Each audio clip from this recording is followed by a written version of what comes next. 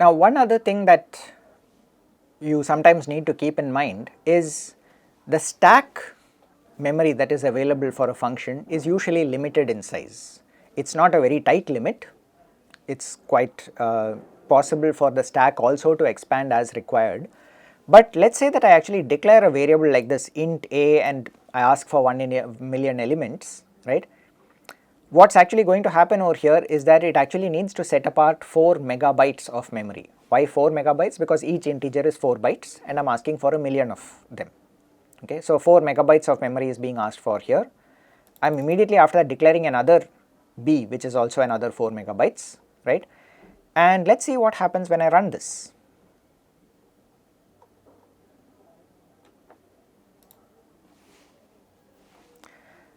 It seems to have worked, right. So rather than printing it out in hex, let us try and look at these numbers in decimal, right. And you can sort of make out that yes, the difference between this first address over here and the second address that I have over here is actually 4 million elements, right. So it seems to have done exactly what I would have expected it to, right. It allocated space for 4 million elements out here and another 4 million elements, or rather 4 million bytes for A and 4 million bytes for B. Can I increase that, right? What happens if I go to 10 million, right? And what I find is that if you go look in the corner over here, it actually, it doesn't even print anything out, it just shows you in the corner that there is an exit status of -1. So let us go to the shell and actually explicitly run this program, right, to see what happened out here. If you go to the shell and you type ls, you will see all the files that are currently present over there. The main.c is the one that we are interested in, that is the program that I am actually editing out here, and main is the program that got compiled as a result of actually running the compilation process. The make file of course is used in order to guide that compilation process.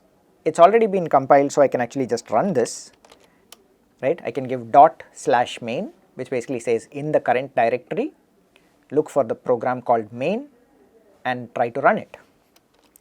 And when I run it, it basically gives me a message which says segmentation fault core dumped. Okay. Any non-trivial amount of time that you spend actually writing code on a Unix or Linux based system, you are bound to see this error, right. And if you do not see it, it means you have not been writing enough programs. Okay.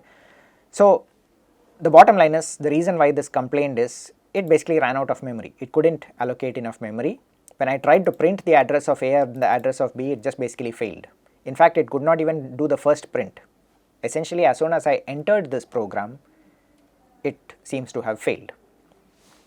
So what is the limit? When I had 1 million, it seemed to have worked, right. I can try that again. I can basically just run make over here and then I can run it, and that works fine. It actually prints out the addresses and everything seems okay, right.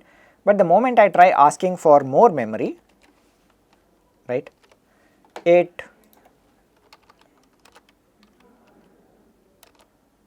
failed, right, with a core dump. At what point is it going to fail? Well, that is highly dependent on your operating system, on the compiler and various other things. So rather than trying to sort of see how to fix that, let us look at another alternative, right. So I am going to go back and make these both 1 million, which will at least pass, and then I am going to say I am going to look for something where let us start off conservative, let us start with a million itself. What I am going to do is I am going to declare an int star c, which is a pointer to an integer, but I am going to allocate the memory for that on the heap. How do I do it? I call malloc. Okay. How many elements should malloc allocate? Size of int, that is 4 bytes, into the number of elements that I want, n max. Right now n max is set to 1 million, right. And what I am going to do is to print the address of C, okay. And just to sort of verify that it actually managed to do something with it, I am going to go ahead and print out some element from there, right, almost like the last element present in the system. or yeah, just to make it simpler, let me just go ahead and say n max minus 1, okay. So what happens when I run this? I can see that I go back to the console, it compiles, okay. So running this code, in other words, right, basically gave me some interesting results. One of them is the address of A is some number out here, the address of B is 4 million below that, but the address of C is something completely different, right. It's not as different as it was in some of the other program runs that we saw, but it's quite different from what I have out here, right. And if I actually look at the C of n max minus 1th element, what has happened is that it has actually gone ahead and populated with I into I. Well, 1 million into 1 million is not something that will fit within 32-bit integers, which is why it ends up looking like some strange number out here, negative number, right. So ignore the actual value that gets printed out, right. And if I run this again, what I can see is that each time I run it, I basically get some other chunk of memory that I have over there, right.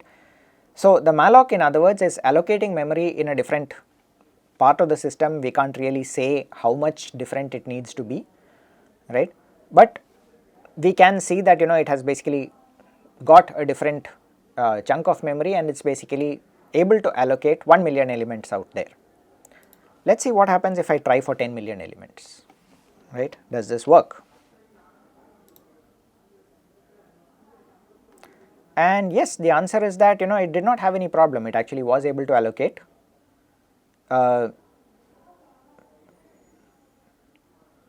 it was able to allocate sufficient memory. At least it did not complain, right. The malloc has succeeded, right.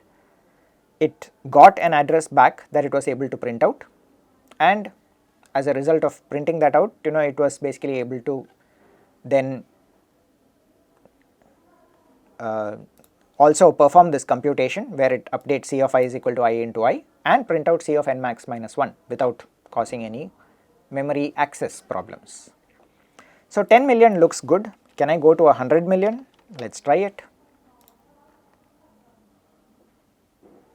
And now you might notice that when you run it, there is actually an appreciable pause, right, before it prints out the C of minus 1. That has nothing to do with memory. It has to do with the fact that when I run for 1 million elements computing I into I, it actually takes a good fraction of a second to even do that, right. Now the number that I have over here is actually 100 million, right. So I have got 100 million elements in my array, 400 megabytes of data. Can I go to 1 billion? Now it's taking a significant amount of time to run, but the address itself got printed. It did not have any problems in allocating the memory for you.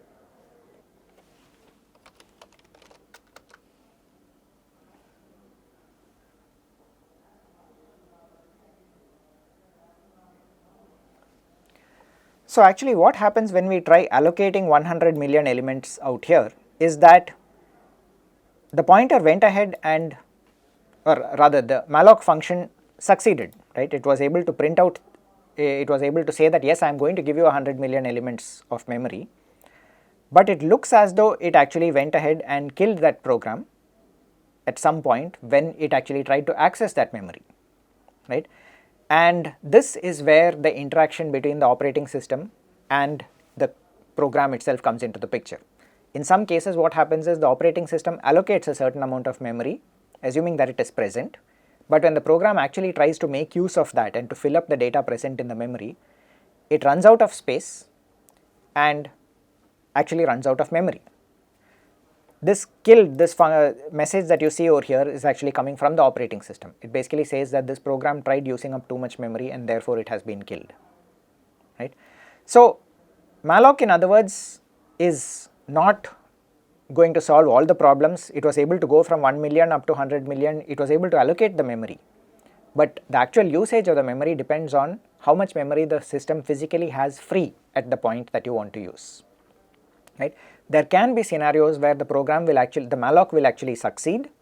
That does not necessarily guarantee that it is able to find the memory that you can use, because sometimes what the operating system does is it overcommits memory. It allows you to ask for large arrays under the assumption that you are not going to be using the entire part of the array all at once, right? Because sometimes you allocate a very large array but then use it only incrementally in small parts.